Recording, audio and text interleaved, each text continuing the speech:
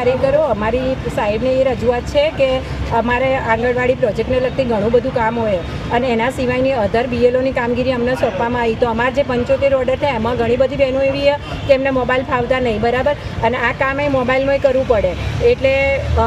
એ કામ કરી શકતા નહીં અને એમાં 7 ભણેલા જ છે, અમુક તો 7-8 ભણેલા એમને બી આ કામગીરીમાં સામેલ કરવામાં આવે તો અમારા સાહેબને નમ્ર રજૂઆત કે આ બીએલઓની કામગીરીમાંથી જે શિક્ષકો જોડે છે એમને સોંપવામાં આવે અને અમને અમારા પ્રોજેક્ટને લગતું જ કામ આપવામાં આવે। આજે પાલનપુર પ્રાંત અધિકારી સાહેબને અમે રજૂઆત કરી કે આઈસીડીએસની આંગણવાડીની વર્કરને જે કામ બીએલઓનું સોંપવામાં આવ્યું છે એના વિરોધમાં મેં લેખિત આપ્યું છે, કારણ કે અમારી આઈસીડીએસ વિભાગના હાઈકોર્ટના હુકમ અને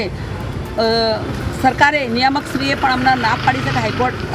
હાઈકોર્ટના હુકમને અનુસરીને આઈસીડીએસ સિવાયની કોઈ કામગીરી ના આપવી છતાં પણ બીએલઓની કામગીરી આંગણવાડી વર્કરને જે 7 ભણેલી છે, જે ઓછું ભણેલી છે એવી બહેનો પણ બીએલઓની કામગીરી આપી છે તો આનો અમે વિરોધ। અમારી તમામ માહિતીથી અપડેટ રહેવા માટે જોડાયેલા રહો S9 ન્યૂઝ સાથે।